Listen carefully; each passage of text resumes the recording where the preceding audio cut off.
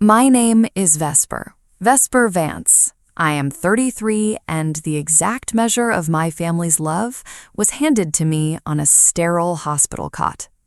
2 months prior, I had brought my son Silas into the world. Then, a reckless delivery van slammed into my taxi on a slick downtown avenue while I was heading home from an evening project review. I regained consciousness to the blinding glare of fluorescent lights, a shattered collarbone, a severe concussion, and a heavy brace securing my left leg. My partner, Julian, was stranded on a delayed train in Boston, easily 5 hours away from our front door. Our infant needed a guardian for the night, and my mother resided a mere 15 minutes from the trauma center. Her response? A flat refusal. She gave Julian a single excuse, and that excuse is exactly why I'm recording this. Vesper always manages her own messes. My golden child brother Leo was busy skiing in Aspen. My mother? She was enjoying a hot stone massage at a luxury wellness resort. What I accomplished from that stiff mattress over the next 5 minutes effectively shut down an 8-year, $500,000 illusion. But the money isn't the part that ultimately shattered them. The real devastation walked into my hospital room hours later, an elderly man gripping a tattered leather briefcase, delivering words they never thought they'd have to answer for. Welcome back to the silent ledger, the space where dependable people finally balance the scales. If you've ever had your reliability treated like a bottomless ATM, settle in. Leave a comment about who actually held your hand when the ground gave way, and hit that subscribe button. Let me take you back to the phone call that started the avalanche. I drifted up from the painkillers in a curtained-off corner of the emergency ward. The very first sensation was the suffocating weight of the leg brace and the cheap plastic admission bracelet biting into my wrist. A medical resident was repeating my name, Vesper, sounding like he had been trying to wake me for a while. Breathing felt like I had swallowed broken glass. Julian's voice drifted from my phone, parked on the thin pillow right next to my ear. He was using that unnervingly measured tone, the one he defaults to when he is terrified but trying to keep me calm. Vesper, the day sitter absolutely has to leave by midnight. I tried your mom. I didn't even need him to finish the sentence. She isn't coming. A heavy silence hung on the line. Through the phone's speaker, I caught a faint, undeniable sound in the background of my mother's end of the conversation. The soothing, ambient flute music of a high-end spa lobby. My mother was at the Sapphire Springs retreat with her social club. She had casually informed Julian that she couldn't possibly drive into the city because she was on strict dog-sitting duty for Leo's 2 purebred greyhounds, while he was rubbing elbows in Colorado. Dogs. My 8-week-old baby boy was going to be alone in the dark, and her priority was Leo's dogs. I didn't shed a single tear. I really need you to grasp that detail, because society dictates that the battered woman in the hospital bed should dissolve into hysterics. I refuse to give them that. I stared at the barcode strapped to my arm. With my good hand, I snatched my phone from the rolling tray. I had a lot of moving pieces to handle, and I was exceptionally talented at handling things. That, ironically, was the root of the entire disaster.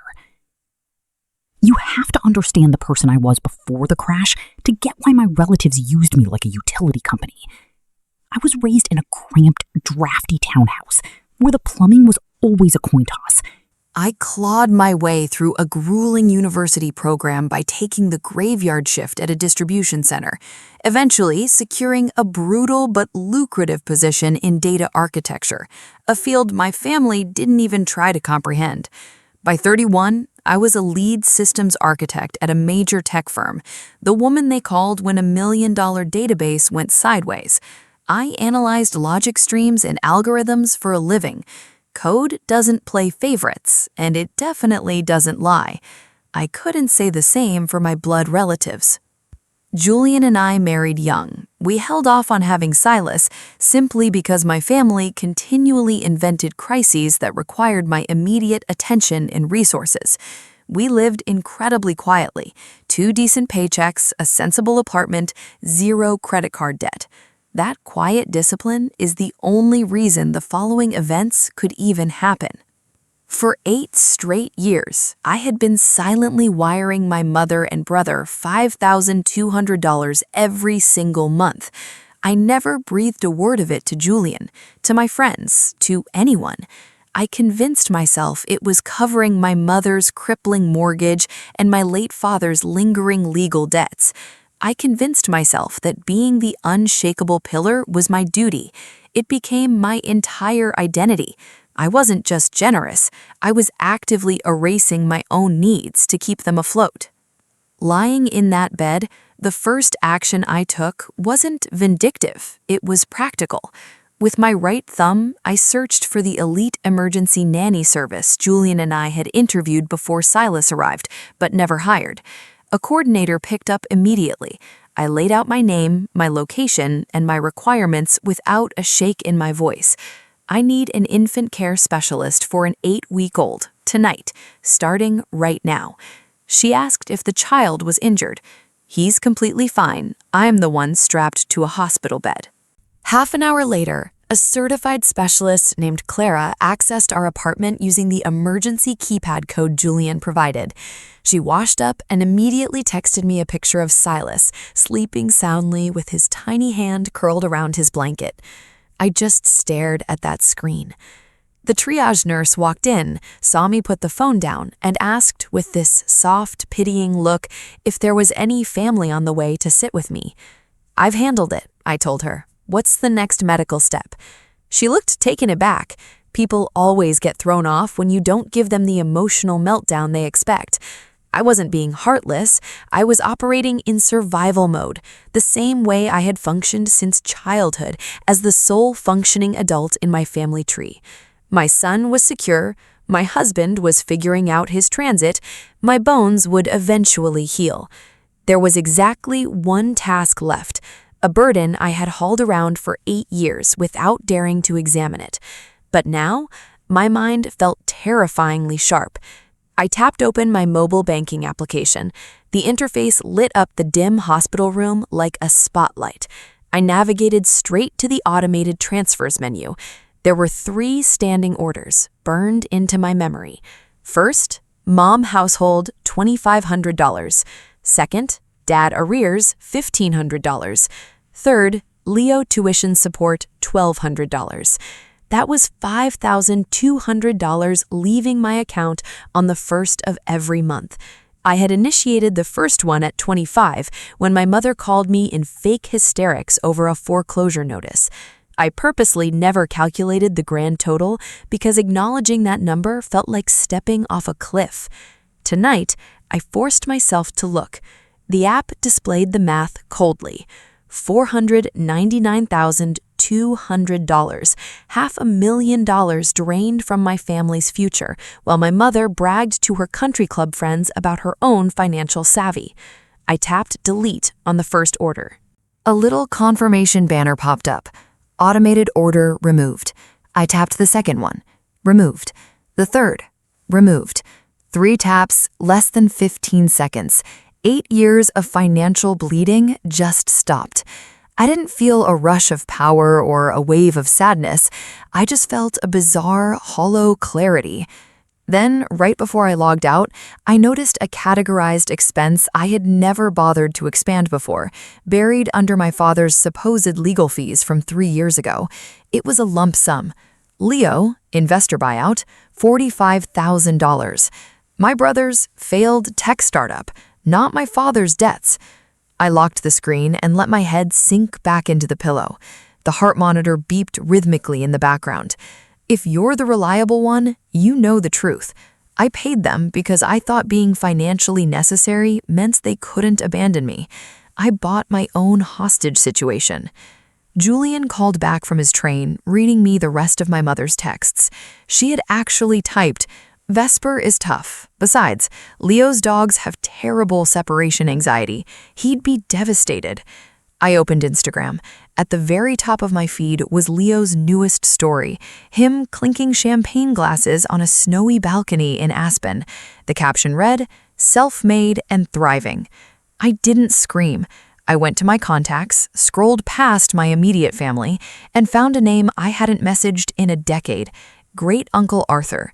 I typed, "We need to meet." Before the message even said delivered, my phone began to vibrate violently in my hand. It was an incoming FaceTime. Call from Aspen. Leo.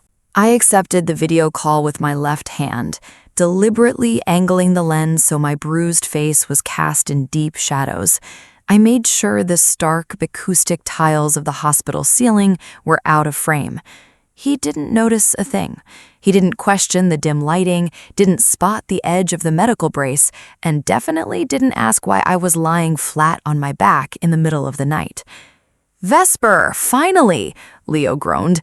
He was holding his phone entirely too close to his face, giving me an unwanted high-definition view of his wind-burned nose from the slopes.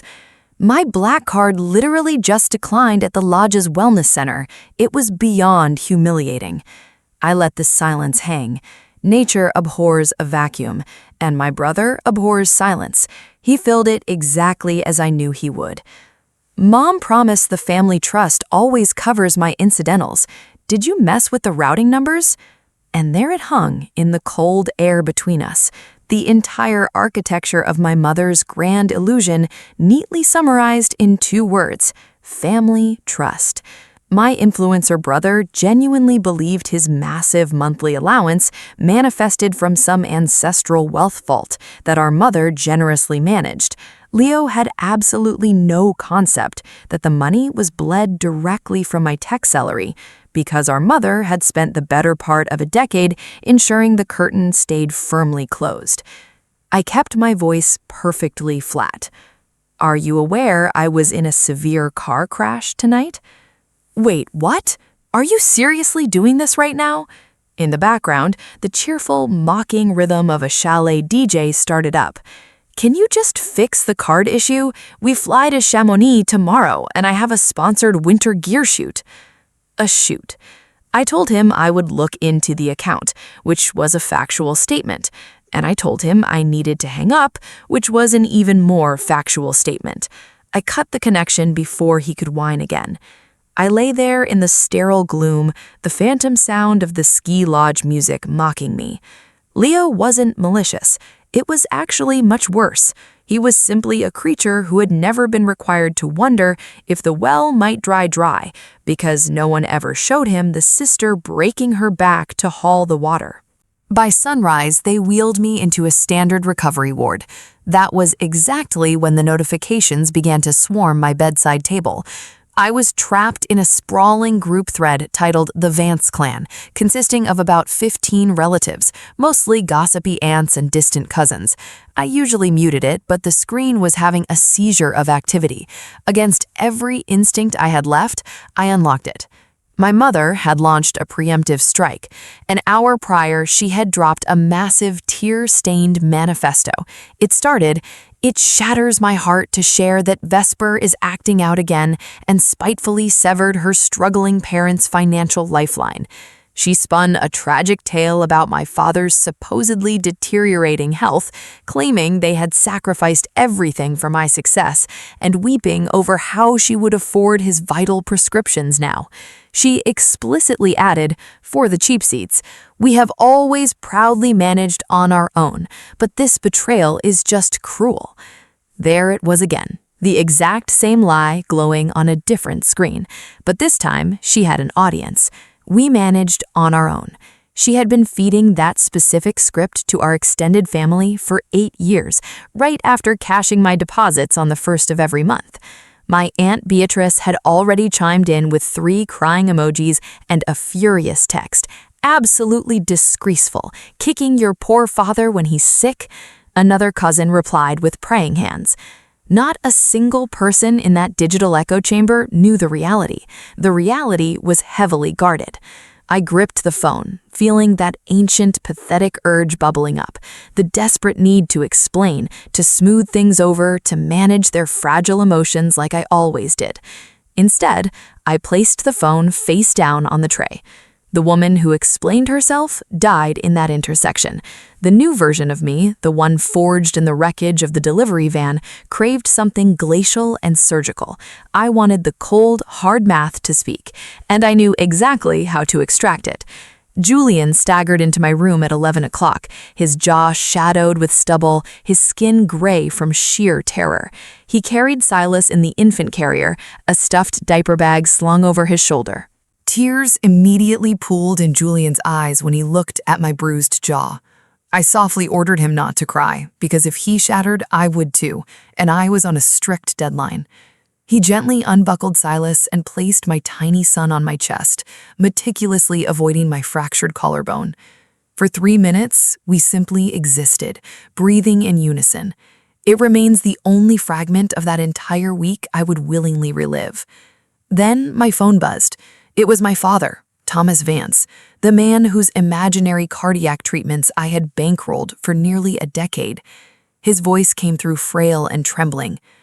"Vessie," he whispered, using a childhood nickname I hadn't heard in 20 years. I didn't know it was this serious. The hospital, the account. I had no idea. For one suspended, agonizing second, I thought he might finally grow a spine. I thought he might finally reclaim his own household. "I never wanted you carrying the weight for us," he breathed, sounding like a man standing on the edge of a great cliff. But then, slicing through the background, came my mother's voice, sharp, suspicious, demanding to know who he was talking to. I heard a palm scramble over the microphone. When my father returned, his tone was totally hollowed out, defeated. "I have to go. Heal up." He disconnected. That was my father, a fundamentally decent guy who'd spent 4 decades learning that the absolute safest maneuver in that house was surrender. By mid-afternoon, Julian set up my medical laptop on the swinging medical tray. I initiated the one ritual that always grounded my panicked mind. I built a data model. Working entirely one-handed, fueled by awful hospital coffee, I accessed the bank's portal, exported 8 years of transfer history, and dumped it all into a massive pivot table. I dissect logic streams for a billion-dollar enterprise. I could certainly audit my own trauma. I categorized the $499,200 by its final destination. As the cells populated, the image that emerged was a total assassination of my mother's narrative. The townhouse mortgage I thought I was sustaining had been paid exactly 12 times in 8 years. My father's legitimate medical expenses barely scraped $80,000. So where had the remaining 400 grand vanished to? I applied a geographic filter to the withdrawal data. Instantly, a massive cluster of red flagged my screen. Hundreds upon hundreds of ATM cash pulls entirely localized within a single neon-soaked zip code. I pulled up the coordinates. It was the Grand Monarch Casino Resort. My mother hadn't merely been at a spa when she abandoned my son.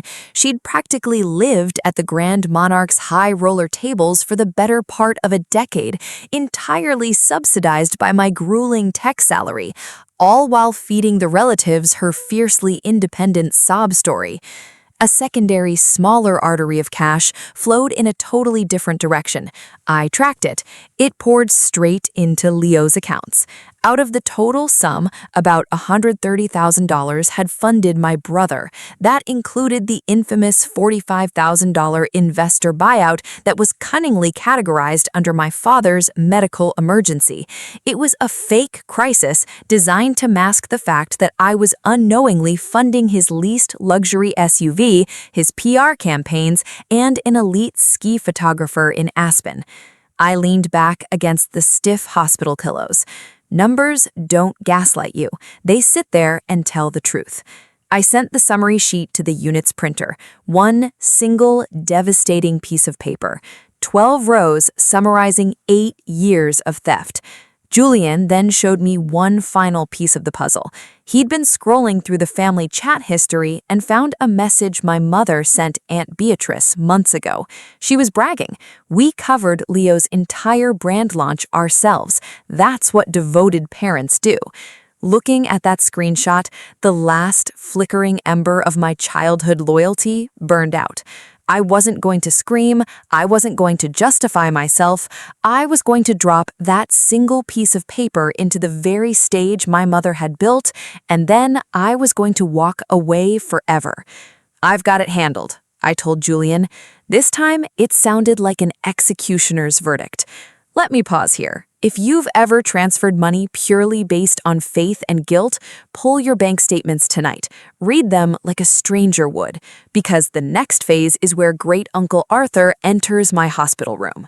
My mother only noticed the severed lifeline when her card bounced. By noon on the 1st of the month, my phone buzzed with her caller ID. I let it ring twice.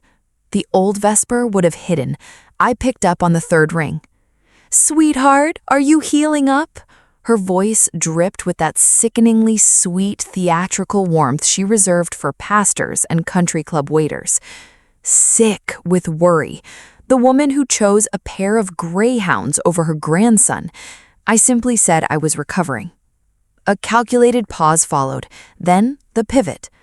"I noticed the family trust transfer didn't clear. Is the bank system glitching?"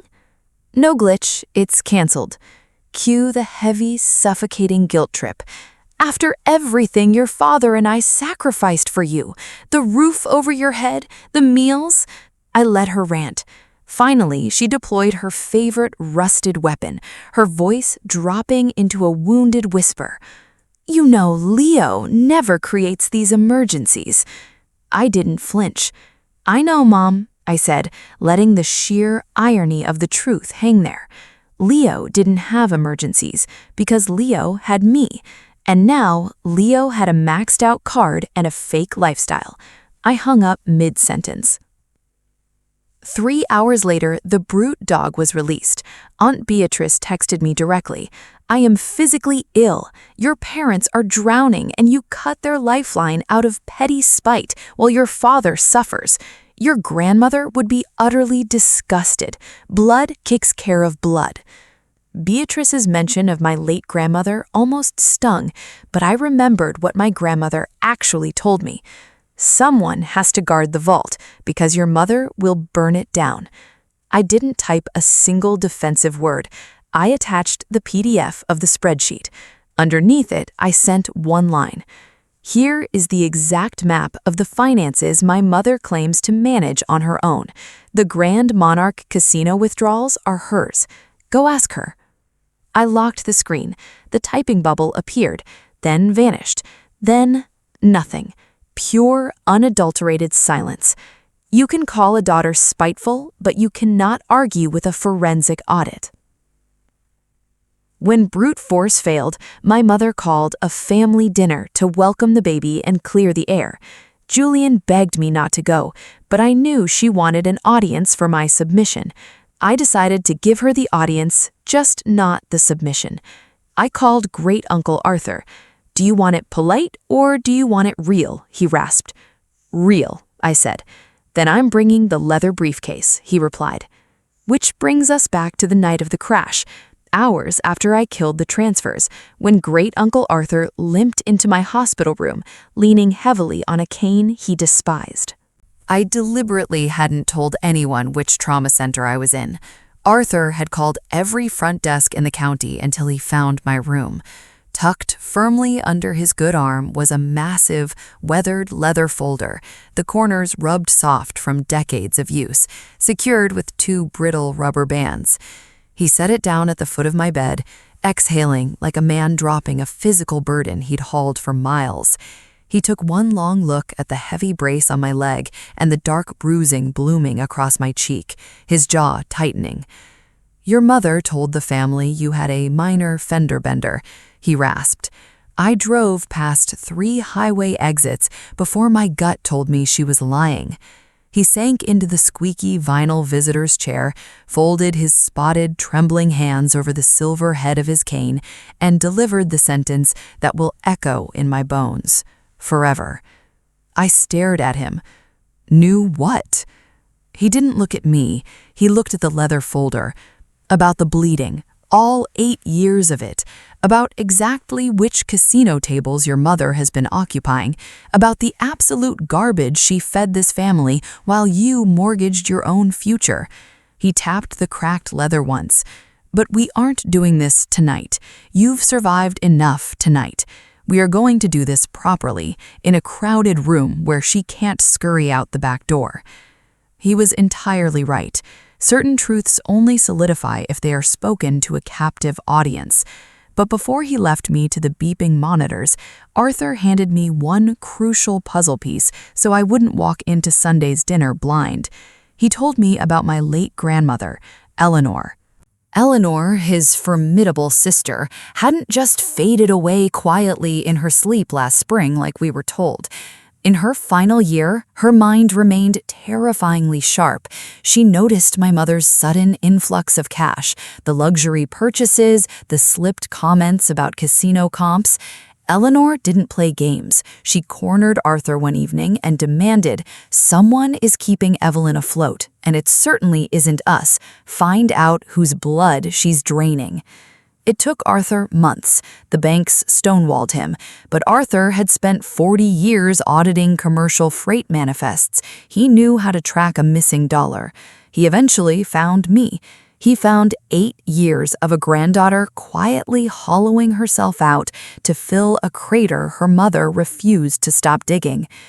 Eleanor wanted to burn it all down before she passed, Arthur told me softly. She ran out of time, so she did the next best thing. He wouldn't reveal the details, only that Eleanor had spent her final lucid weeks with a ruthless estate attorney in Boston. The day before the infamous family dinner, Arthur visited my apartment to check on my recovery. I finally asked him the question that had gnawed at me my entire life. Why Leo? Why had my mother spent 30 years treating my brother like royalty and me like a checking account? Arthur stared into his black coffee for a long time. "You have to understand how Eleanor raised your mother," he finally said. I braced myself. I idolized Eleanor and didn't want her memory tarnished. Eleanor was an iron-willed woman, and she had a clear favorite. It was your Uncle David. God rest his soul. Your mother grew up being the invisible workhorse who managed the house, while David got all the warmth.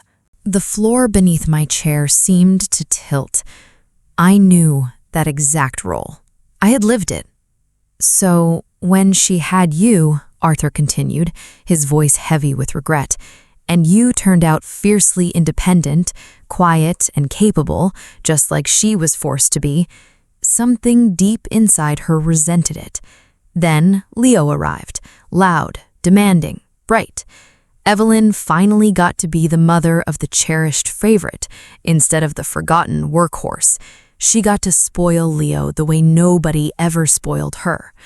He set his mug down gently. "It doesn't excuse a damned thing, Vesper, but it's the shape of the ghost you've been fighting." I absorbed that. My mother wasn't some cartoon villain plotting in the shadows. She was a deeply broken woman who had been the unloved, load-bearing wall in her own childhood. Instead of breaking that toxic cycle, she replicated it, crowning my brother in her own twisted image. The high roller tables, Arthur explained, were the only place she felt like a winner without having to work for it. I understood her psychology completely, and I was still absolutely done. That evening, I engineered my strategy for Sunday. It would not devolve into a screaming match. My mother was a maestro of volume. If I raised my voice, I would hand her exactly what she craved, the role of the victimized mother attacked by her hysterical, ungrateful daughter. No noise, only paper. She traded in emotional manipulation. I traded in forensic facts. Leo flew back from his luxury trip on Saturday. He called me straight from the baggage claim. The conversation cemented my resolve. "Okay, so the trip was basically ruined," he announced, completely bypassing a simple hello or asking if my fractured bones were healing.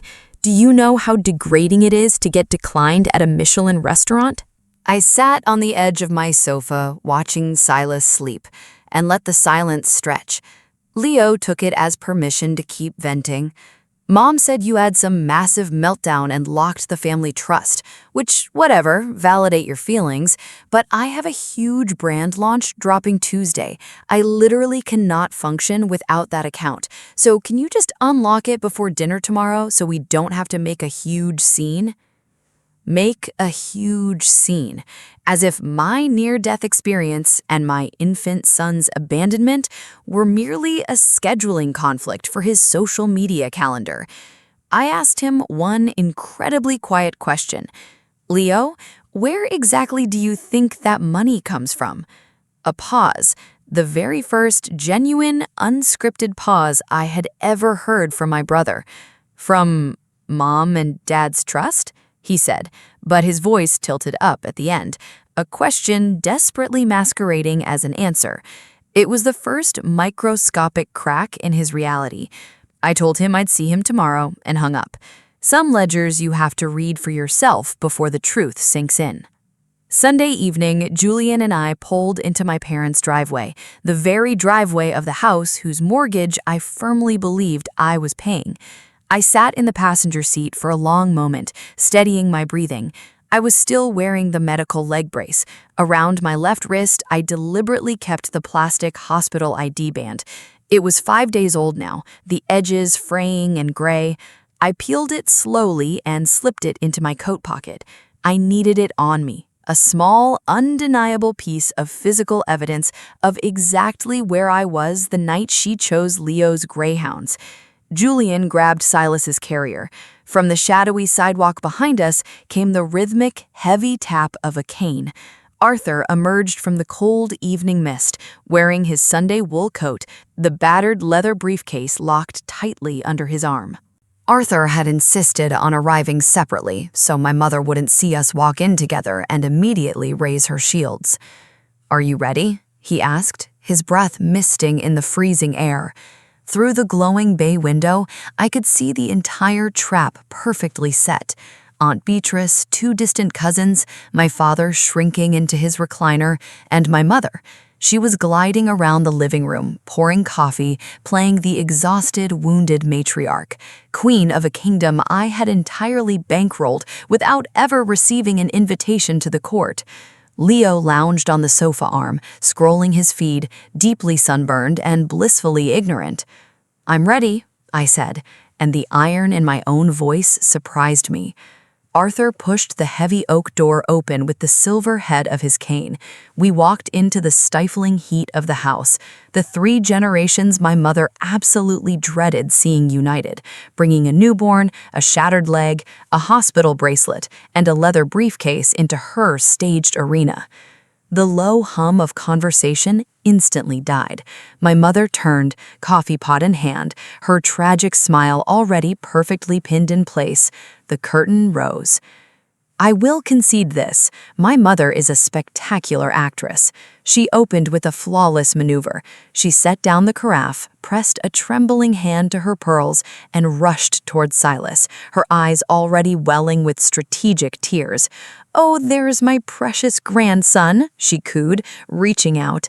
Julian smoothly pivoted his body, blocking her reach with a gentle but absolute physical wall. Her theatrical reach dissolved into a nervous flutter, and she immediately pivoted to the audience. "I am just so overwhelmingly relieved we are all together, because this has truly been the hardest week of my life." Her life? The week I spent heavily medicated in a trauma ward, she claimed as her own personal tragedy. She delivered her monologue flawlessly. She told the room, her voice breaking exactly on cue, that I had suffered a minor scare and was now weaponizing it to cruelly abandon my sick parents in their twilight years. She elegantly dabbed the corner of her eye. Aunt Beatrice nodded in solemn solidarity, though and noticed Beatrice actively avoided making eye contact with me. My 12 rows of data were already chewing at her conscience. Leo finally looked up from his screen, sensing the atmosphere had shifted into a scene he didn't know the lines for. Then my mother delivered the fatal blow, the exact phrase she had used to command respect for 30 years. She turned to me, her eyes brimming with weaponized sorrow, pitching her voice so the cousins in the back could hear every syllable. I simply do not understand where this sudden cruelty comes from, Vesper. Your brother never creates these emergencies. For the fourth time in a week, in front of a packed room, she handed me the exact weapon she used to abandon my baby.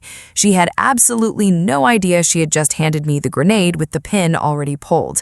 The room held its breath, waiting for me to shatter, scream, or storm out. I did absolutely none of that. I calmly unzipped the side compartment of the diaper bag, I bypassed the wet wipes, and extracted a single, sharply creased piece of paper. I didn't make a grand speech. I didn't stand up. I smoothed the paper flat against my thigh, limped forward, and placed it precisely in the center of the mahogany dining table, directly under the chandelier.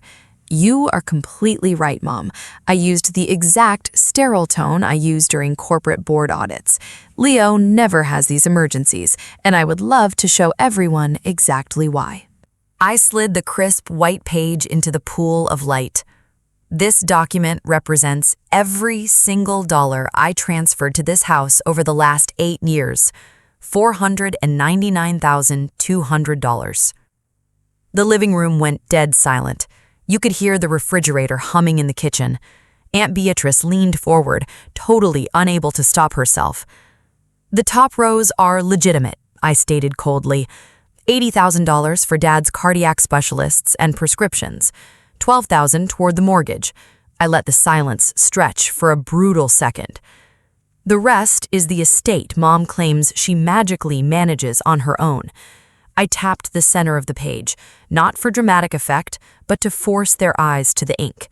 That is $270,000 in cash withdrawals, nearly all of it pulled from ATMs within a 2-mile radius of the Grand Monarch.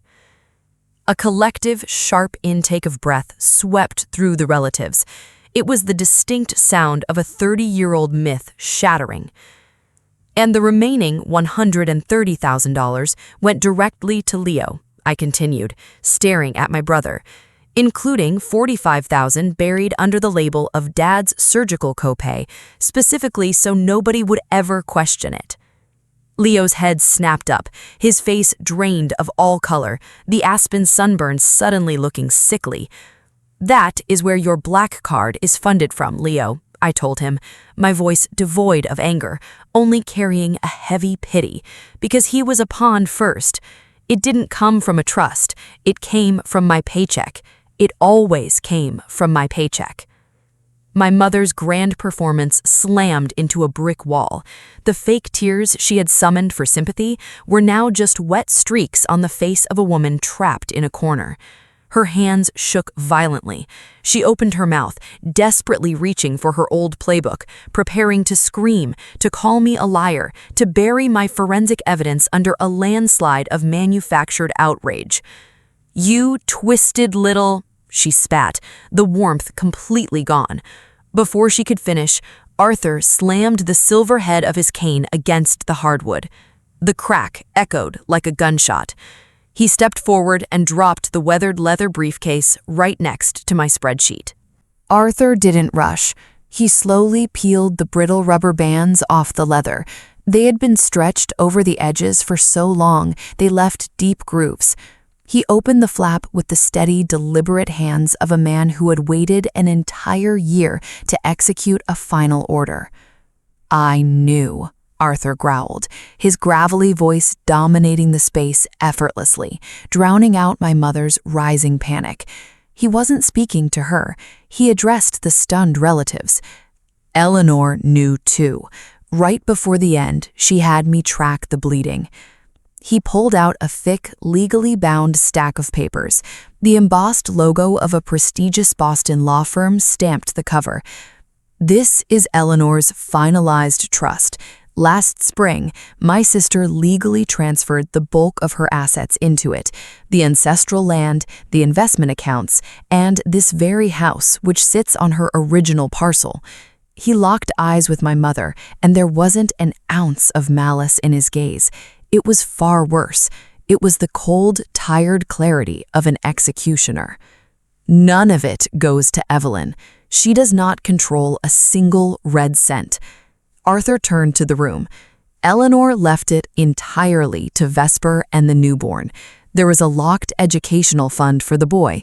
The rest is heavily guarded in a trust, exactly the way Eleanor demanded, where it cannot be pumped into a slot machine. He tapped the thick legal binding. The estate attorneys assure me it is ironclad. We made damn sure it stands.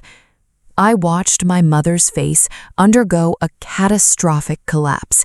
The elegant, long-suffering matriarchal mask literally dissolved. Underneath was naked, primal terror. The sprawling house she was standing in, the financial kingdom she aggressively lorded over, the entire illusion she had violently protected for decades, had just been legally handed to the daughter she discarded in a hospital bed. The relatives weren't looking at me anymore. Every single eye was glued to her. My mother didn't apologize.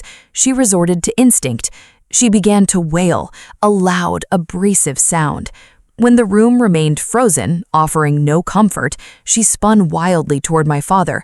"Thomas, are you going to let them do this to me? This was your fault too, your medical bills." My father flinched as if physically struck. For one moment, the exact same agonizing moment I'd glimpsed on our phone call, he lifted his head. His mouth opened, and I thought, this is it. This is the moment he finally defends me. "Vesper is telling the truth," Thomas whispered. His voice was incredibly thin, but it carried across the silent room. "Evelyn, the Grand Monarch, you know it has gotten out of hand." My mother snapped her neck toward him. The glare she leveled at my father carried 40 years of absolute dictatorial control. It was a look that promised a lifetime of misery if he finished his sentence. Thomas stopped. His shoulders slumped. He looked down at his orthopedic shoes, and the brief rebellion died.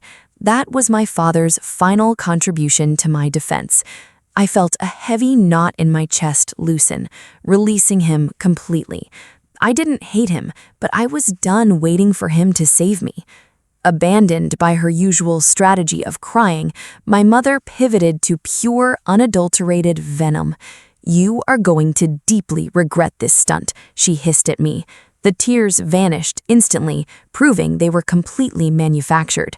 "I will drag this trust through probate. I will hire the most aggressive litigators in the state. You cannot just steal a woman's home under her feet." Arthur didn't even blink. "It was never your home, Evelyn. It belonged to Eleanor. And these trusts, they do not crumble in probate when the attorney is competent and the grantor's intent is verified." He spoke slowly, laying out the reality like a judge reading a sentence.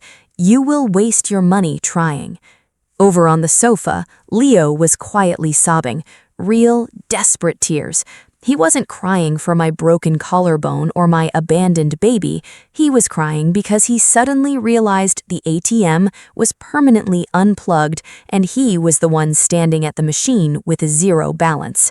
The cousins were absolutely silent, practically pressing themselves into the wallpaper. They had come for a dramatic family reconciliation and ended up witnessing a financial execution. I gathered my printed spreadsheet from the mahogany table. I had exactly one task left to complete, and ironically, it was the simplest physical movement I had made all week. I stood up. I moved slowly because my fractured collarbone strictly prohibited any sudden, dramatic gestures, even when the atmosphere demanded them. Julian handed me Silas's infant carrier. I balanced the handle on my lap for a moment. I reached into the deep pocket of my wool coat and extracted the cheap, gray plastic hospital admission band. I didn't offer a grand monologue about it. I simply looped the plastic strip around the thick plastic handle of my son's carrier, pulling it tight. It sat there, a crude, ugly monument to the exact night my family decided a luxury vacation and a pair of dogs were more important than my survival. I wanted it visible. I needed to see it every single time I lifted my child. The bank statements, the legal binders, the forensic audits, those were just paperwork. That cheap piece of plastic was the actual story. My mother was still talking, but the venom had rapidly decayed back into desperate pleading. Vesper, honey, please, we can sit down and work this out. We are blood. We are family. Her voice simply failed to register. It sounded like a television playing in a room I had already walked out of. I turned my attention to Aunt Beatrice. She looked physically ill, her hands gripping her purse strap. I spoke to her without a trace of anger. Thank you for taking the time to read the financial audit, Beatrice. I know you will ensure the rest of the extended family hears the exact truth. It was not a threat. It was a delegation of duty, and we both knew it. She gave a stiff, tiny nod. I looked at Thomas one final time. He finally met my gaze. I gave him a fraction of a nod. It communicated that I understood his cowardice, I forgave him for it, and I was still walking out the door. Julian hoisted the diaper bag. Arthur secured his leather briefcase and leaned heavily on his silver cane. The 3 generations my mother desperately wanted to control walked out into the freezing winter night. I pulled the heavy oak door behind us using my uninjured hand. I made sure to close it gently. Slamming a door implies you still have unresolved anger and want the people inside to feel it. I felt nothing. The vault was locked. You probably want to know how the dust settled. Here is the aftermath. Eleanor's legal trust was completely bulletproof. My mother consulted 3 different estate attorneys in the city. Every single one reviewed the paperwork and told her the exact same thing Arthur did. Fighting a meticulously drafted trust signed by a legally competent grantor is an exercise in burning cash. The legal threats evaporated within a month. Thomas and Evelyn still reside in that sprawling house. The trust provisions guarantee they can remain there until they pass. I have absolutely no desire to evict an elderly man with cardiac issues, regardless of how much his silence damaged me. But the neon lights of the Grand Monarch Casino no longer operate on my tech salary. A casino floor without an endless supply of stolen cash is just a depressing room with terrible carpeting. Leo was forced to secure formal employment. He works at a mid-level digital marketing agency that strictly requires him to clock in at 9 and does not care about his curated social media aesthetic. I heard through the grapevine that he is slowly discovering how different a brand launch feels when you have to pay the photographer yourself. He texted me exactly once, about 6 months after the dinner. 3 words: "Where did my funds go?" I didn't argue. I simply attached the PDF of the spreadsheet I had left on the dining room table. He left the message on read. He never asked me for another dime. Aunt Beatrice performed her assigned duty perfectly. She distributed the truth to every aunt, uncle, and cousin in the directory. The massive family group chat went completely dormant and eventually dissolved. Thomas occasionally calls me. He only dials my number when he's sitting alone in his parked car, away from my mother's earshot. I answer every single time. We keep it brief. Clara, the emergency infant specialist I hired from my hospital bed, stayed with us for 3 weeks while my collarbone healed. She still mails Silas a handwritten card on his birthday every year. Arthur sold his oversized house on the other side of the county and signed a lease on a small, quiet apartment 10 minutes from our front door. He joins Julian, Silas, and me for dinner every Sunday evening. Without fail, he brings the weathered leather briefcase, sets it prominently on our bookshelf, and remarks, just in case anyone's memory gets fuzzy. If surviving a massive traffic collision, auditing $500,000 from a hospital cot, and reading a legal binder taught me anything, it is this specific lesson. When people constantly praise you for being the strong one, they are not complimenting your resilience. They are simply identifying the person they have secretly agreed they will never have to support. The exact moment you stop functioning as their personal reserve bank is the moment you get to become something far better. For me, that meant finally becoming a present mother to my own child, rather than an exhausted parent to adults who aggressively refuse to grow up. That is the record. 8 years of theft, 1 leather briefcase, and the reality my relatives tried to bury. If this account made you pause and consider auditing your own bank statements, or made you seriously question who would actually answer the phone if you were lying in a trauma ward, listen to that instinct. Do the audit today. If you know someone who is permanently trapped in the role of the dependable workhorse, send this their way. Leave a comment about your own wake-up call. Hit subscribe, and I will see you in the next video.